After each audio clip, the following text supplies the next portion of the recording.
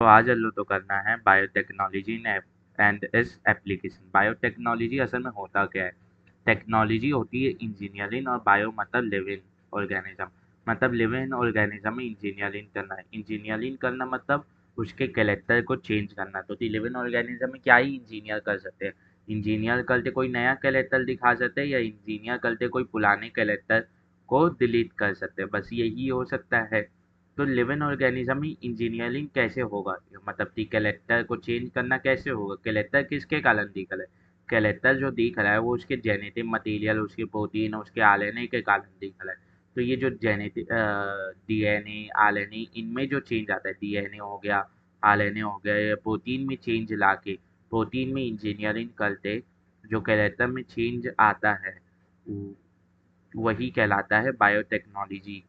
कि इनमें काम करना, इनमें इंजीनियरिंग करना, ताकि ये लोग अपने हिसाब का कैरेक्टर, अपने हिसाब का डिज़ायर कैरेक्टर, डिज़ायर स्पेसिफिकेशन उस प्लांट में दिखा पाए, किसी लिविंग ऑर्गेनिज्म में दिखा पाए, वही कहलाता है बायोटेक्नोलॉजी।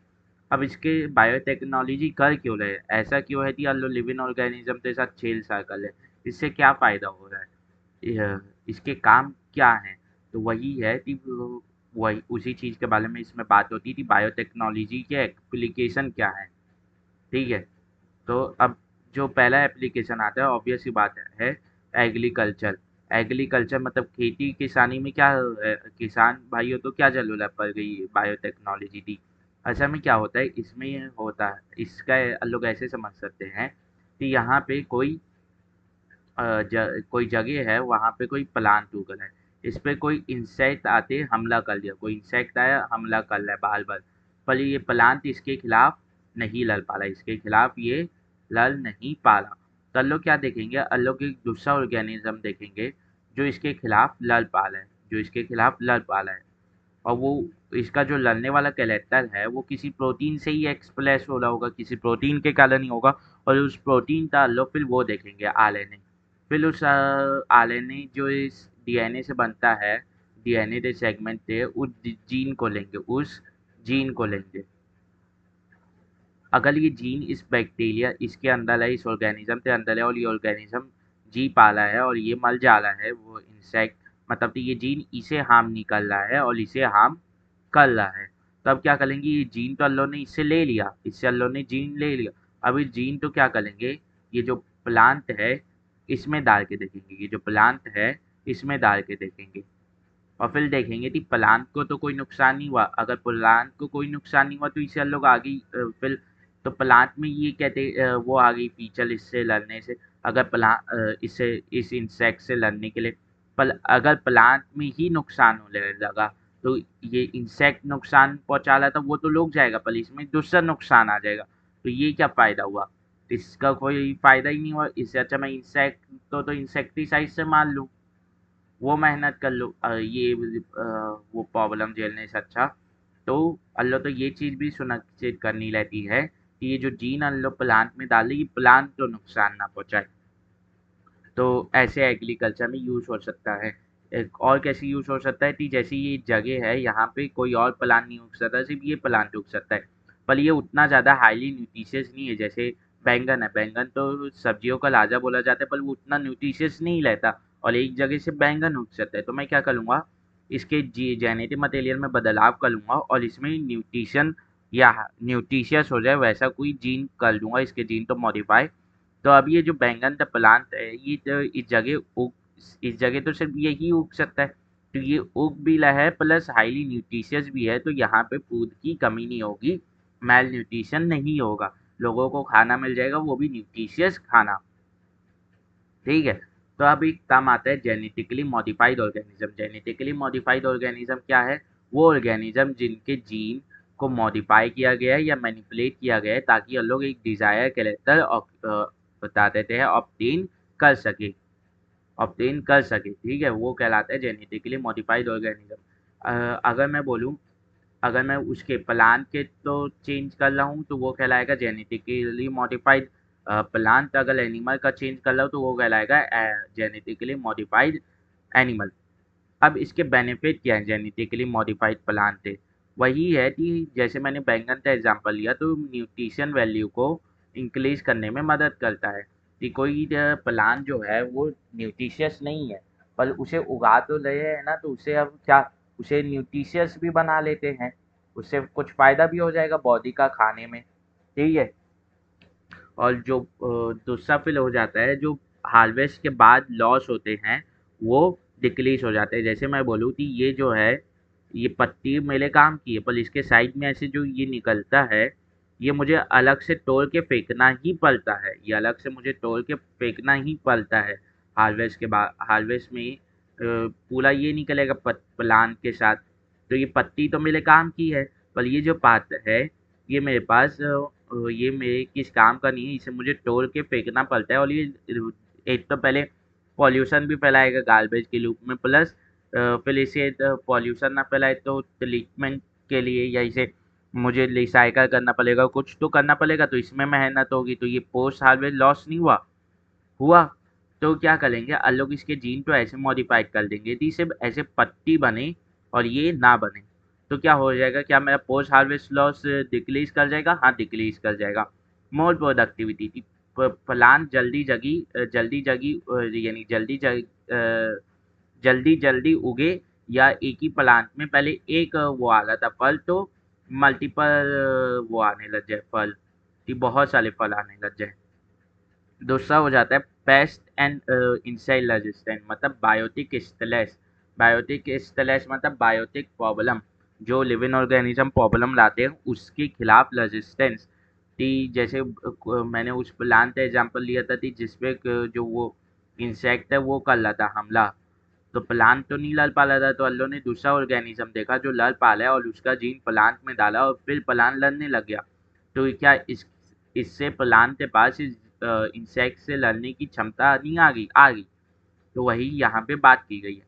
अब आता है बायोटिक स्टेलेस के खिलाफ भी रेजिस्टेंस हो जाता है। मतलब कि जैसे कहीं पे पीएच एसिडिक है किसी सॉइल, डबल जो वो है हमारा प्लांट, वो एसिडिक में सर्वाइव ही नहीं कर सकता, तो हम लोग क्या करेंगे, इसके जीन को मॉडिफाई कर लेंगे थोड़ा सा, और फिर ऐसा कर देंगे कि वो सर्वाइव कर जाए बस। तो ये यहाँ पे भी उगाया जा सकता है कि हाई टेम्परेचर हो गया हो या वाटर क्वांटिटी डिक्रीज कर गई हो, तो उसके लिए भी हम लोग यूज कर सकते हैं। अब इसमें पहला आ जाता है एग्रीकल्चर में बीटी कॉटन। बीटी का फुल फॉर्म होता है बैसिलस ट्यूलिनजेनेसिस। बैसिलस ट्यूलिनजेनेसिस क्या है? ये एक बैक्टीरिया है। बैसिलस ट्यूलिनजेनेसिस एक बैक्टीरिया, जैसे में ट्यूलिनजेनेसिस इसकी स्पीसीज है, बैसिलस इसका जीनस है। इसके पास एक कलाय प्रोटीन या बीटी यानी कलाय जीन या बीटी जीन करते वो होता है क्या, करके जीन होता है, जो एक इंसेक्टिसाइडल मतलब इंसेक्ट तो मारने वाले प्रोटीन के लिए कोड करता है। इस प्रोटीन को क्या बोल सकते हैं? कलाय प्रोटीन बोल सकते हैं, या कलाय यानी बीटी प्रोटीन बोल सकते हैं। ये जो रहता है ये इनएक्टिव फॉर्म में रहता है, मतलब कि ये इस बैक्टीरिया को नुकसान नहीं करता। तो ठीक, ये तो असल में एक इनएक्टिव टॉक्सिन है, जहर है। तो क्या ये इस बैक्टीरिया को नुकसान नहीं कर रहा होगा? नहीं करता, क्योंकि ये इनएक्टिव फॉर्म में रहता है। ये एक्टिव फॉर्म में कैसे आता है? जब ये अल्कलाइन पीएच मिलता है। तो अल्कलाइन पीएच कैसे तो अल्कलाइन पीएच से क्या लेना देना, इससे इंसेक्ट का क्या लेना देना? क्या होता है, जब ये बैक्टीरिया इंसेक्ट के माउथ में पहुंचता है, तो इंसेक्ट के माउथ में तो सलाइवा है उसका, सलाइवा, और सलाइवा क्या होता है? अल्कलाइन। तो ये बैक्टीरिया क्या करता है, बाहर है ना, इस टॉक्सिन तो निकाल देता है अपने, और माउथ में फैल जाता है वो टॉक्सिन इंसेक्ट के, और इंसेक्ट का सलाइवा क्या है? अल्कलाइन। तो ये जो टॉक्सिन है ये एक्टिव हो जाता है और इंसेक्ट तो मार देता है। ठीक है। तो अब मैं इस जीन को क्या कर लूँगा, कॉटन के प्लांट में डाल दूंगा। वैसे भी ये इनएक्टिव टॉक्सिन है, तो ये प्लांट को भी नुकसान नहीं पहुंचाना चाहिए, तो मैं इससे प्लांट में डाल दूंगा, कॉटन प्लांट में। कॉटन प्लांट में डाल दिया, तो ये क्या प्रोड्यूस करेगा? इनएक्टिव प्रोटीन या यानी इनएक्टिव टॉक्सिन या प्लोटॉक्सिन जिसे लोग बोल सकते हैं। अब जैसे ये लीफ है कॉटन प्लांट की, तो जब इसमें आके और इंसेक्ट इसे काटेगा, तो इंसेक्ट के मुंह में इसका छोटा सा भाग चल देगा। अब इसमें तो प्लोटॉक्सिन है, ये इनएक्टिव टॉक्सिन है। तो जब ये उसके माउथ में गया और सलाइवा के कांटेक्ट में आया, और सलाइवा अल्कलाइन होने के कारण क्या होगा, ये जो टॉक्सिन है इसमें वो एक्टिवेट हो जाएगा और क्या करेगा, जो इंसेक्ट का गट लेता है, जो इंसेक्ट का डाइजेस्टिव ट्रैक्ट लेता है उसमें छेदे कर देगा। डाइजेस्टिव ट्रैक्ट में छेदे होने के नाम से क्या होगा, वहाँ के सेल फूल जाएंगे और इंसेक्ट की डेथ हो जाएगी। तो वही लिखा हुआ है। इनएक्टिव या प्रोटॉक्सिन लेता है, क्या होता है, इंसेक्ट जब बाइट करता है तो टॉक्सिन जो लेता है वो एक्टिवेट हो जाता है इंसेक्ट के सलाइवा के कारण। तो एक्टिव टॉक्स तो वो बन जाता है एक्टिव टॉक्सिन, जो क्रिएट कर देता है पोर मिड गट एपिथेलियल सेल में। मिड गट एपिथेलियल सेल मतलब जैसे हम लोग में स्मॉल इंटेस्टाइन लार्ज इंटेस्टाइन है ना, तो वैसे ही इसमें भी गट होता है। तो उसकी भी जो एपिथेलियल सेल है उनमें छेदे कर देता है, जिसके कारण यहाँ के आसपास के सेल फूल जाते हैं दर्द के कारण, प्लस फूट जाते हैं, फूटने लगते हैं, सेल लाइसिस होने लगती है, प्लस स्वेल होने लगते हैं, जिसके कारण डेथ हो जाती है इंसेक्ट की। ठीक है। तो ये जो तो क्या ये जो कॉटन प्लांट जिसके पास बीटी जीन आ गया है, इसी तो मतलब बीटी कॉटन बोलते हैं, और ये इंसेक्ट रेजिस्टेंट होता है। ये क्या होता है, इंसेक्ट रेजिस्टेंट होता है। ठीक है। अब अगर मैं तो अलग अलग इंसेक्ट के लिए क्या अलग अलग कलाइजीन होगा, हाँ। तो ये कलाइजीन एक कैटेगरी है जिसके अंदर तो अलग अलग स्टेन है।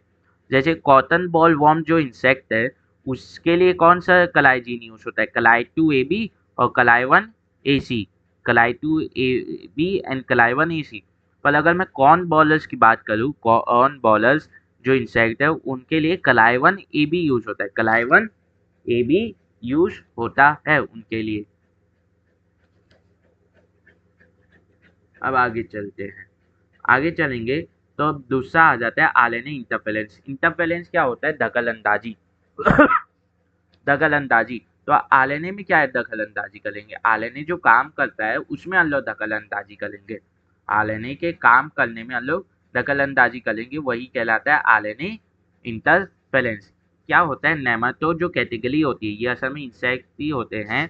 तो इसमें जो एक वो रहता है मेलोडीगाइन इकॉग्निटा करके जो वो रहता है एक ऑर्गेनिज्म, वो क्या करता है, टोबैको की जो जल रहती है उसे नुकसान पहुंचाने लगता है, उसे इन्फेक्ट करने लगता है, जिसके कारण टोबैको का प्रोडक्शन डिक्रीज कर जाता है। अब ये मिलोडीगाइन इकॉग्निटा जो है, इसमें मिलोडीगाइन क्या है इसका जीनस, और इकॉग्निटा क्या है इसकी स्पीसीज।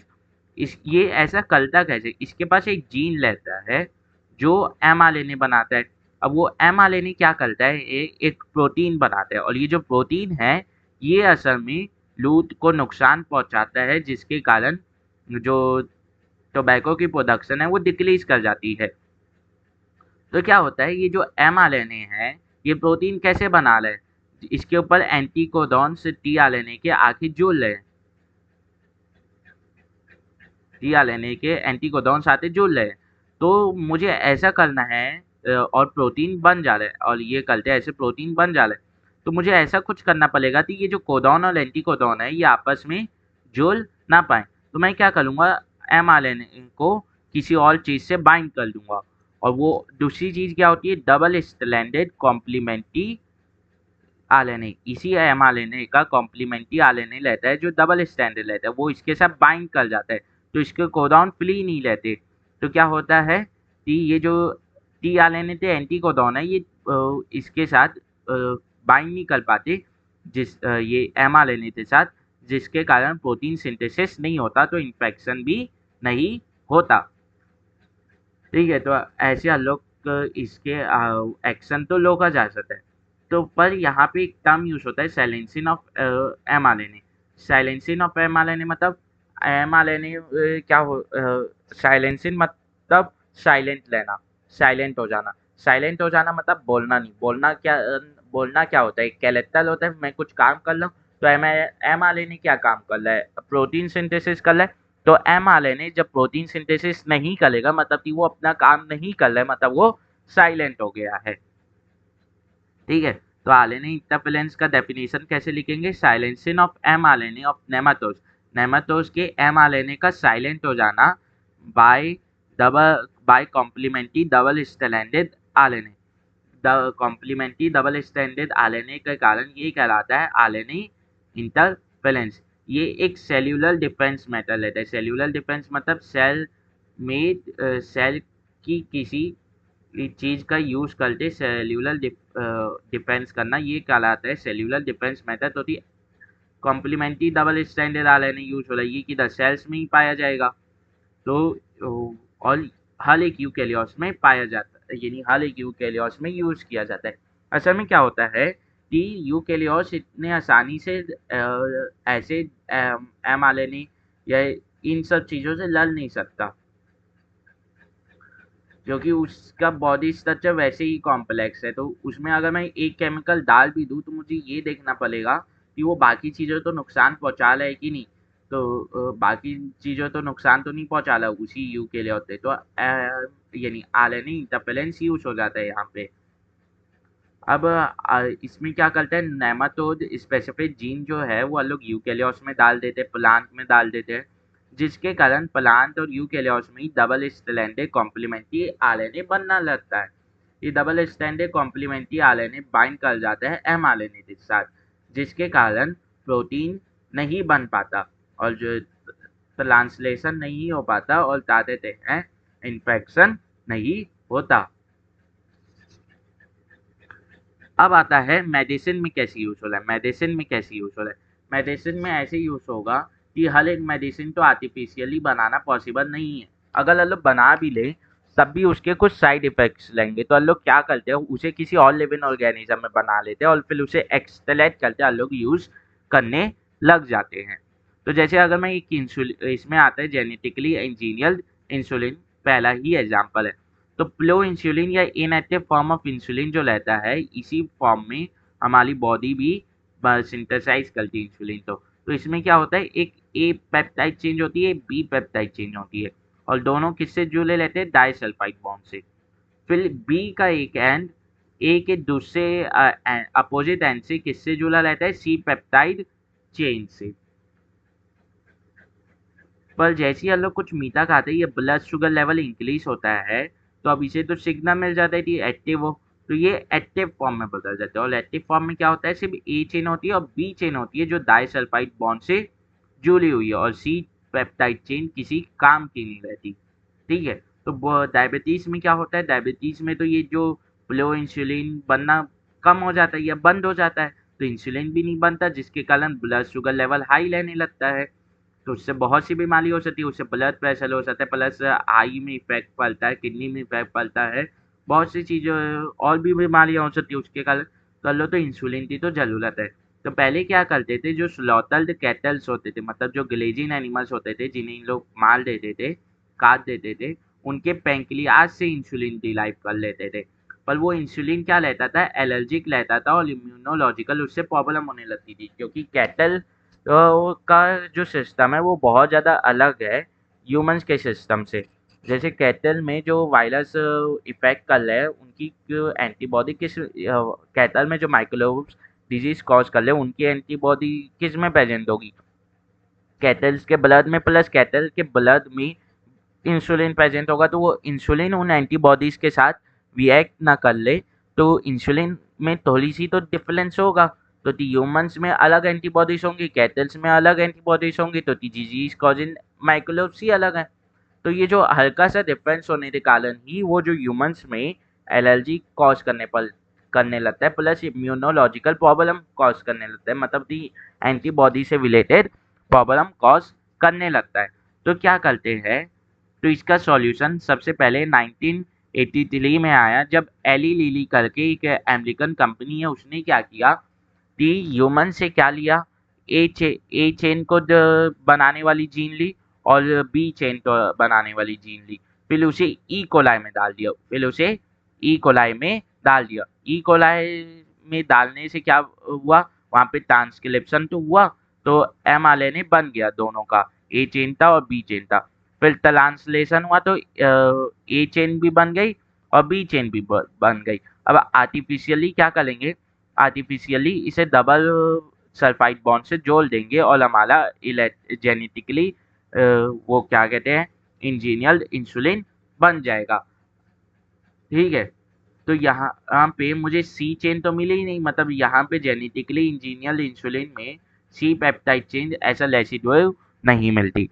अब ये जो जेनेटिकली इंजीनियर इंसुलिन है इसे हीमोलिन नाम से भी बोला गया। इसका नाम क्या रखा गया? हीमोलिन। हीमोलिन। अब आता है जीन थेरेपी। मेडिसिन के अंदर ही थेरेपी होता है किसी भी डिफेक्ट को ठीक करना, और जीन थेरेपी मतलब जीन में अगर कोई डिफेक्ट आ जाए तो उसे ठीक करना। तो कलेक्शन ऑफ डिफेक्टिव जीन कहलाता है जीन थेरेपी।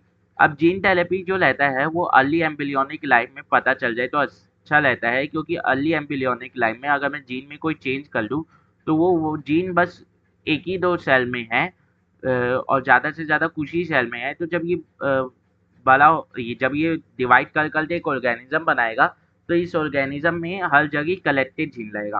पर अगर मैं इसे बच्चे के पैदा होने से बात कर लूँ तो ये जो जीन है ये पहले से ही ऑर्गेनिज्म में डिफेक्टिव जीन फैला हुआ है, और मुझे पता नहीं है कि कितनों को मुझे सही करना है। तो तब भी लिविंग ऑर्गेनिज्म क्या कहते हैं सफ़र करते ही रहेगा। और ऐसा तो नहीं कि बच्चा तुरंत पैदा हुआ और तुरंत जीन थेरेपी कर लूँ। उसे थोड़े साल तो उसके साथ जीना ही पड़ेगा, तब जाके जीन थेरेपी उसमें हो सकती है। तो जीन थेरेपी कब करना सबसे ज़्यादा फायदेमंद है? अर्ली एम्ब्रियोनिक लाइफ में। अब इसका पहला केस, इससे पहले भी होते थे पर इसका पहला केस इस एरिन के अंदर कब आया? 1990 में, जब एक 4 साल की लड़की में एडीए डेफिशिएंसी देखा गया। एडीए डेफिशिएंसी क्या है? डेफिशिएंसी मतलब कमी, और एडीए डेफिशिएंसी मतलब एडीए की कमी। अब एडीए क्या है? ये एक एंजाइम है जिसे बोलते हैं एडिनोसाइन डाइअमीनेज। एडिनोसिन डाइअमीनेज एंजाइम क्या करता है? बी लिम्फोसाइट और टी लिम्फोसाइट की फॉर्मेशन में मदद करता है। तो अगर इसकी डेफिशिएंसी हो जाएगी, मतलब बी लिम्फोसाइट और टी लिम्फोसाइट अच्छे से नहीं बनेंगे, तो क्या हो जाएगा? हमारा इम्यून सिस्टम बेकार हो जाएगा और नो इम्यून डिजीज सेलों में हो जाएगी, जिसमें एडीए डेफिशिएंसी रहेगी। तो इसे डिलीट करने के लिए हम लोग बोन मैरो ट्रांसप्लांटेशन भी ले सकते हैं और एंजाइम रिप्लेसमेंट थेरेपी भी यूज कर सकते हैं। पर ये तब हो सकते हैं, ये अर्ली एम्ब्रियोनिक लाइफ में तो हो ही नहीं सकते, बड़े ऑर्गेनिज्म में होंगे, और बड़े ऑर्गेनिज्म में भी तब होंगे जब वो थोड़ा सा और डेवलप हो जाएगा। तुरंत हुए हुए बच्चे में नहीं की जा सकती। तो उस ऑर्गेनिज्म तो एट दी एंड झेल सफ़र करते ही लेना पड़ेगा। ये कम्प्लीटली क्यूरेबल नहीं है। और बोन मैरो ट्रांसप्लांटेशन तो बहुत ज़्यादा डेंजरस है, तो जो डोनर लेता है उसमें भी नुकसान कर जाता है अगर सही से ना किया जाए।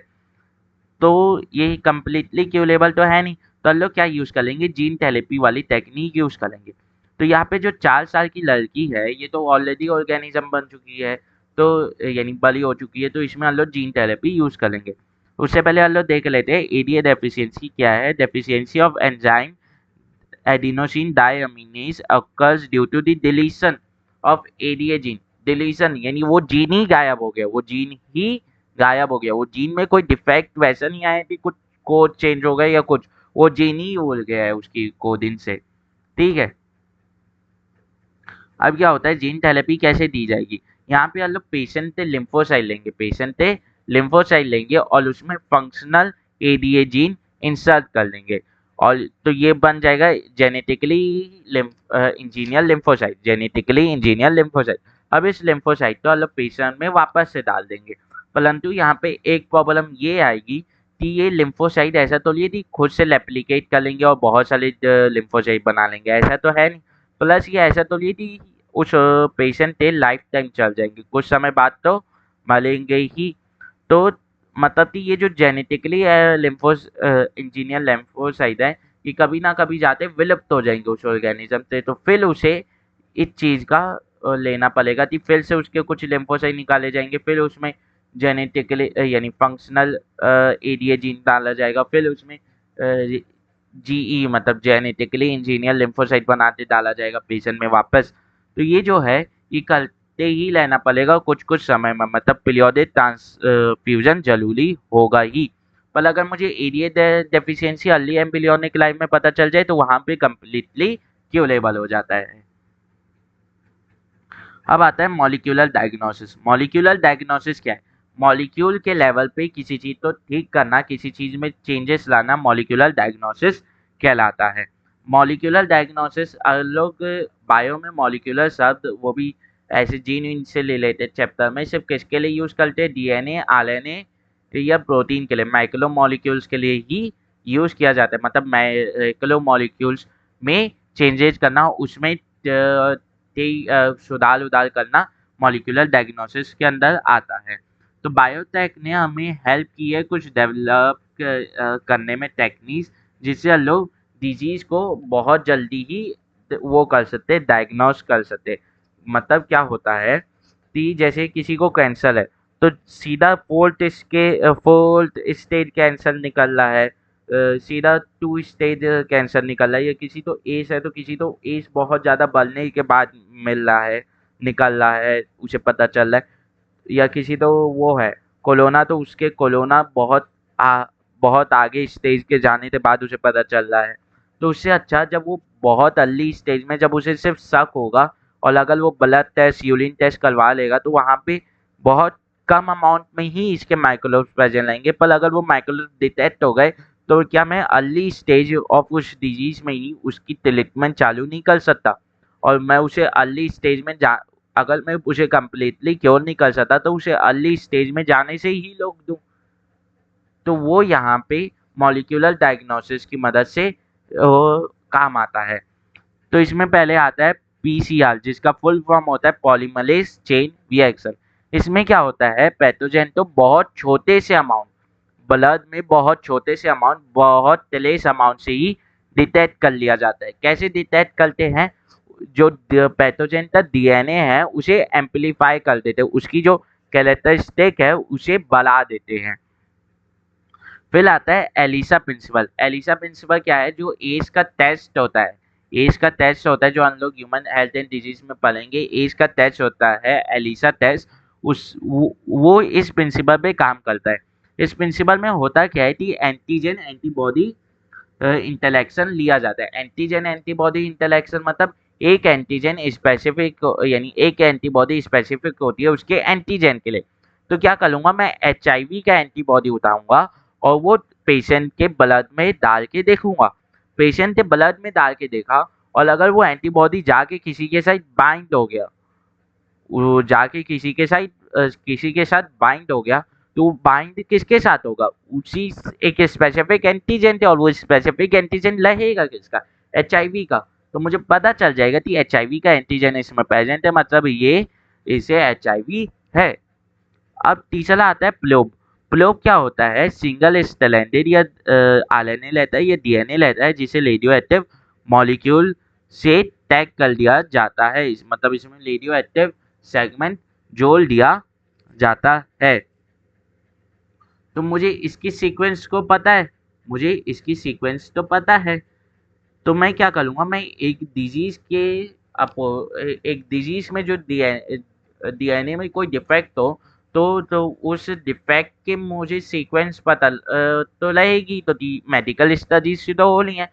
तो अब मुझे वो सीरीज इस किसी ऑर्गेनिज्म के डीएनए में डिटेक्ट करनी है, तो मैं क्या कर लूँगा, उसका जो कॉम्प्लीमेंट्री वो रहेगा सीक्वेंस में रेडियो एक्टिव सेगमेंट जोड़ दूंगा, रेडियो एक्टिव सल्फर या फॉस्फोरस जोड़ दूंगा, और वो सिंगल स्ट्रैंडेड रहेगा। तो इससे कुछ नुकसान भी नहीं होगा, और इसे उसके जेनेटिक मटेरियल के आसपास छोड़ दूंगा। अब ये जेनेटिक मटेरियल क्या करेगा, ये अपने कॉम्प्लीमेंट्री के साथ जाते जुड़ जाएगा, और इसका कॉम्प्लीमेंट्री क्या होगा, वही डिफेक्टिव डीएनए या आरएनए का सीक्वेंस। तो मुझे पता चल जाएगा हाँ, इसमें भी वो डिफेक्टिव आरएनए या डीएनए प्रेजेंट है, तो वो डिजीज होने के चांसेस हैं। तो इस तरह से मॉलिक्यूलर डायग्नोसिस के थ्रू डिजीज को अर्ली स्टेज में ही क्योर किया जा सकता है। अब आते हैं ट्रांसजेनिक एनिमल। ट्रांसजेनिक एनिमल क्या होते हैं, ऐसे एनिमल जिसमें हम लोग जीन को, उसके डीएनए को मॉडिफाइड कर दिए रहते हैं। इन्हें जेनेटिकली इंजीनियर्ड एनिमल भी बोला जा सकता है। जैसे हमारा ट्रांसजेनिक माइस हो गया, रैबिट हो गया, पिग हो गया, सीप हो गया और काऊ हो गया। जैसे 90% ऑफ ट्रांसजेनिक एनिमल जो लेते हैं वो माइस लेते हैं। चूहे के ऊपर ही उसके जीन को बहुत ज़्यादा मॉडिफाई किया जाता है। असल में क्या होता है कि जितनी भी वैक्सीन के टेस्ट है, जितने भी मेडिसिन के टेस्ट हैं, वो सबसे पहले चूहे के ऊपर ही देखे जाते हैं। ऐसा क्यों? इसमें भी वही जो हम लोग प्रिंसिपल ऑफ इनहेरिटेंस में पढ़ते हैं ना कि मेंडल ने पी प्लांट तो क्यों चुना, वही कंसेप्ट यहाँ पे भी यूज होता है। तो चूहे बहुत जल्दी रेप्लिकेट करते, प्लस इनका लाइफ स्पैन बहुत कम रहता है और ये डेवलप भी बहुत जल्दी होते हैं। छोटा चूहा बहुत जल्दी बड़ा चूहा बनता है। तो इसमें जैसे तो कम समय में ही मैं बहुत ज़्यादा पॉपुलेशन स्टडी कर सकता हूँ, प्लस बहुत ज़्यादा वो देख सकता हूँ क्या जनरेशन चूहे की। तो इससे क्या होगा कि मुझे पता चल जाएगा कि बहुत जनरेशन बाद भी तो कोई साइड इफेक्ट तो नहीं आ रहा, बहुत जनरेशन बाद भी तो इसमें वो साइड इफेक्ट ले तो नहीं जा रहा। तो इससे मदद मिल जाती है। तो बेनिफिट्स क्या होते हैं? एक नॉर्मल फिजियोलॉजी या डेवलपमेंट तो स्टडी करने में मदद करते हैं। जैसे स्टडी ऑफ इंसुलिन जो है उसे एक ग्लोब फैक्टर की तरह लोग स्टडी कर सकते हैं। डिजीज की स्टडी करने में मदद करते हैं। जैसे मैं एक चूहे में कैंसरस सेल डेवलप कर दूं तो मैं कैंसर की डेवलपमेंट तो पढ़ पाऊंगा, वो कैसे फैलता है, या सिस्टिक फाइब्रोसिस या अल्टराइटिस को भी पढ़ पाऊंगा, या जैसे अल्जाइमर डिजीज है ये सब की डेवलपमेंट कैसे होती है, ये कॉज कैसे होते हैं, प्लस इनमें चेंजेस कैसे आते हैं उसे भी स्टडी कर पाऊंगा। और मुझे इन चेंजेस से अगर कोई वीक पॉइंट मिल गया तो मैं उस वीक पॉइंट के ऊपर काम करते हुए कुछ मेडिसिन इन डिजीज की कर सकता हूँ। ये फिर होता है केमिकल और वैक्सीन सेफ्टी टेस्टिंग। ये केमिकल और वैक्सीन सेफ है कि नहीं, वो मेडिसिन सेफ है कि नहीं ह्यूमंस के लिए या किसी और ऑर्गेनिज्म के लिए टेस्ट कर सकता हूँ। तो ट्रांसजेनिक माइस सबसे ज़्यादा यूज होते हैं। जैसे इनमें पोलियो वैक्सीन की भी टेस्टिंग की गई थी और ह्यूमंस को देने से पहले मंकी के ऊपर भी टेस्ट कर लिया जाता है। एक होता है बायोलॉजिकल प्रोडक्ट, इनसे हम लोग बहुत ज़्यादा बायोलॉजिकल प्रोडक्ट मिल जाते हैं। जैसे ई कोलाई में हम लोग ने इंसुलिन किया तो अल्लो तो इंसुलिन मिल गया, वैसे ही अल्लो तो अल्फा वन एंटी टिलिप्सिन मिल जाता है ट्रांसजेनिक एनिमल से, जो एम्फाइसीमा को डिलीट करने में मदद करते हैं। एम्फाइसीमा क्या है, अल्लो ने ब्लीटिंग एंड एक्सचेंज ऑफ गैसेस के चैप्टर में क्लास 11 में पढ़ा होगा कि जो रेस्पिरेटरी सरफेस है वो डिक्रीज कर जाती है लंग की, किसके कारण, स्मोकिंग करने के कारण और भी अलग अलग फैक्टर्स के कारण। तो उसे डिलीट करने में जो ये अल्फा वन एंटी टिलिप्सिन है ये मदद करता है। तो ये अल्लो तो एक ट्रांसजेनिक एनिमल से मिलता है। या दूसरा एग्जांपल हो जाएगा लोजी। लोजी क्या है, फर्स्ट ट्रांसजेनिक काऊ, पहली ट्रांसजेनिक काऊ है। इसमें इसका जो दूध रहता है वो अल्फा लैक्टा एल्ब्यूमिन से बहुत ज़्यादा रिच रहता है, मतलब इसमें बहुत ज़्यादा अल्फा लैक्टा एल्ब्यूमिन रहता है। ये जो प्रोटीन है ये बहुत ज़्यादा वो रहता है क्या, न्यूट्रिशियस रहता है ह्यूमन बेबीज के लिए। तो क्या बाकी तो काऊ की मिल्क के मुकाबले में, तो क्या ये ह्यूमन बेबी के डेवलपमेंट में मदद नहीं कर रहा है। तो होती अर्ली स्टेज में ही उसे हाईली न्यूट्रिशियस मिल्क मिल रहा है। अब आता है एथिकल इशू। अल्लाह दूसरे ऑर्गेनिज्म तक यूज तो कर रहे हैं, तो कुछ जन एक्सप्लॉइट भी करना चाहेंगे। तो एक अल्लाह तक फर्स्ट बनता है कि अल्लाह उतना ही यूज कर ले जितने की जरूरत है और एक्सप्लॉइट ना करे। तो उस एक्सप्लॉइटेशन तो रोकने के लिए एक जेनेटिक इंजीनियरिंग अप्रूवल कमिटी बनाई गई। ये क्या करती है, ये तो validity of GM genetically modified genetically engineering research और ताते प्रोडक्ट को ऊपर लोग यानी के ऊपर वो जांच करते रहती है। जांच अगर किसी कंपनी तो ये तो वो दी है लाइसेंस थी आप कर सकते हैं, तो ये तब भी देखती है कि इसके थ्रू वो एक्सप्लॉइटेशन तो नहीं कर रहे।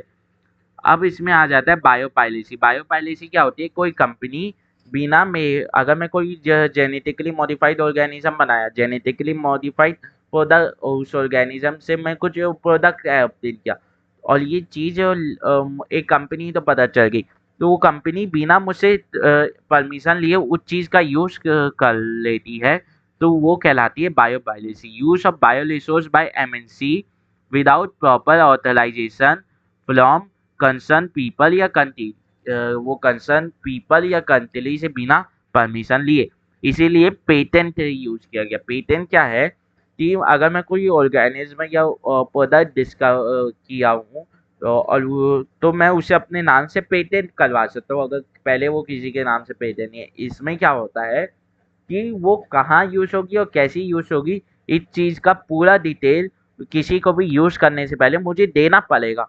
और मैं अगर परमिशन नहीं दूंगा तो वो उस चीज़ का यूज़ भी नहीं कर पाएगा। तो ये लाइट ग्रांटेड होता है गवर्नमेंट के द्वारा एक इन्वेंटर के ऊपर जिसके पास कंप्लीट पावर रहती है उसके प्रोडक्ट से रिलेटेड। तो इसमें क्या हुआ कि जो बासमती राइस है उससे 1897 में क्या हुआ, अमेरिकन कंपनी ने पेटेंट करवा लिया यूएस के पेटेंट और ट्रेडमार्क ऑफिस में।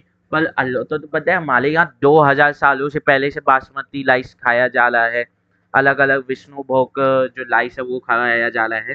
तो इंडिया ने इसे चैलेंज किया, भाई तुम लोग ये क्या बकवास कर रहे हो, हमारे यहाँ तो बहुत पहले से ये सब खाया जा रहा है, बहुत पहले से उगा है। जब तुम लोग कच्चा मांस खाते थे, तुम लोग कच्चा पोटैटो खाते थे, तुम लोग तो उबाल के खाना ये नहीं पता था, उससे पहले से हम लोग तो यहाँ यूज हो रहे। तो इंडिया ने चैलेंज किया कि हमारे पास तो पहले से ही 2 लाख वेराइटीज ऑफ राइस है और उसमें से तो 27 वेराइटी जो है वो तो सिर्फ बासमती राइस की है, तो आप कैसे पेटेंट करवा ले रहे हैं। ऐसी यही अटेम्प्ट दूसरे कंट्रीज से द्वारा टर्मरिक या नीम के यूज में भी किया गया था। अभी अभी में ही यूएसए ने एक आयुर्वेदिक प्लांट जिसका आयुर्वेदा में हमारे यहाँ लाख यानी हजारों सालों से दिया गया है उसे पेटेंट करवा लिया थी। ये उन लोग का है, उन लोग ने डिस्कवरी है इसका यूज, तो इसे भी चैलेंज किया जाएगा। ठीक है, तो लोग कैसे, हमारे यहाँ तो पहले से लिखा है, हमारे यहाँ यूज होते हुए हाल है, पर ये चीज छुपा दी जाती है ताकि लोगों को पता ना चले। अब आता है टिश्यू कल्चर। टिश्यू कल्चर क्या है कि एक ऑर्गेनिज्म के किसी पार्ट को लेना और उससे वही पूरा ऑर्गेनिज्म बना देना आर्टिफिशियल मीडियम में क्या कहलाता है, टिश्यू कल्चर। तो इसमें क्या एक सेल लिया जाता है, ये एक्सप्लांट। एक्सप्लांट एक छोटा सा पार्ट लेता है जिसके पास पूरा ऑर्गेनिज्म बनाने की क्षमता रहती है, और ये पूरा ऑर्गेनिज्म बनाने की क्षमता तो टोटिपोटेंसी बोलते हैं। तो इसे एक आर्टिफिशियल मीडियम में रखा जाता है, न्यूट्रिएंट्स प्रोवाइड किए जाते हैं, फेवरेबल कंडीशंस प्रोवाइड किए जाते हैं ताकि ये पूरा का पूरा वो प्लांट बना दे। इसे बोलते हैं टिश्यू कल्चर। तो इसमें आता है टोटिपोटेंसी। टोटिपोटेंसी एक सेल या एक्सप्लांट की कैपेसिटी होती है जिससे वो पूरा प्लांट बना दे। अब माइक्रो प्रोपोगेशन क्या होता है, टिश्यू कल्चर से हजारों से प्लांट बना देना माइक्रो प्रोपोगेशन होता है। थाउजेंड्स ऑफ प्लांट्स बना देना टिश्यू कल्चर से ही कहलाता है माइक्रो प्रोपोगेशन। अब जो टिश्यू कल्चर में एक ही सेल यूज हुआ है, एक ही एक्सप्लांट यूज हुआ है, तो जो जितने भी प्लांट यूज बनेंगे वो क्या इसके क्लोन नहीं लाएंगे, क्योंकि यहाँ पे तो एसेक्सुअल मोड ऑफ रिप्रोडक्शन है बेसिकली ये। तो क्या होगा, तो ये सब इसके क्लोन्स लेंगे, ऐसे क्लोन्स को बोलते हैं सोमा क्लोन्स। ऐसे क्लोन्स को बोलते हैं सोमा क्लोन। जो प्लांट लेते हैं वो लिसेम्बर कल्चर सेल के से जो यूज हुआ था टिश्यू कल्चर में, तो उसे बोलते हैं सोमा क्लोन। अब आता है मेरिस्टेम कल्चर। मेरिस्टेम कल्चर मतलब कि किसी के मेरिस्टेम, ये प्लांट है, ये ग्लो कलर है तो इसके एपिकल मेरिस्टेम तो मैं काट के निकाल लिया, और एपिकल मेरिस्टेम ही बाकी के पास टोटिपोटेंसी रहती है, तो ये एक नया प्लांट दे देगा। पर ये जो प्लांट रहेगा ये वायरस फ्री रहेगा, ये वायरस फ्री रहेगा, तो वायरस इसमें फैला है और वायरस इधर किसी काम नहीं आता, को इफेक्ट नहीं कर पाते, तो ये बहुत जल्दी डिवाइड कर लेते हैं मेरिस्टेम सेल, तो उससे इफेक्ट नहीं पड़ता। तो ये जो नया प्लांट रहेगा ये भी वायरस फ्री रहेगा। सोमैटिक हाइब्रिड, दो अलग अलग प्लांट थे वो लेना भाग और उन लोग तो जोड़ के एक नया बना देना सोमैटिक हाइब्रिड कहलाता है। जैसे पोमैटो, टोमेटो और पोटैटो का लेके पोमैटो बन गया, तो पोटैटो और टोमेटो का लेते पोमैटो बन गया, वो कहलाता है सोमैटिक हाइब्रिड। जैसे अगर मैं एक लाल बता देते हैं जमीन से जुड़ा हुआ एक वो है, लाल फूल, लाल गुलाब का पौधा है, तो मैं उसे यहाँ से काटा और इसके ऊपर ला के डंडी जोड़ दिया काले गुलाब की, ऐसे ला के जोड़ दिया, और ये अभी भी जमीन से तो जुड़ा ही हुआ है। तो जब इसमें गुलाब आएंगे तो वो क्या लेंगे, या तो काले और लाल का मिक्सर लेंगे या लाल भी लेंगे और काले भी लेंगे, इसे बोलते हैं सोमैटिक हाइब्रिड। एक हाइब्रिड क्रिएट करना सोमैटिक सेल्स का यूज करते या सोमैटिक कैरेक्टर्स का यूज करते, वो कहलाता है सोमैटिक हाइब्रिड। तो यहीं पे ये चैप्टर कंप्लीट होता है। धन्यवादम।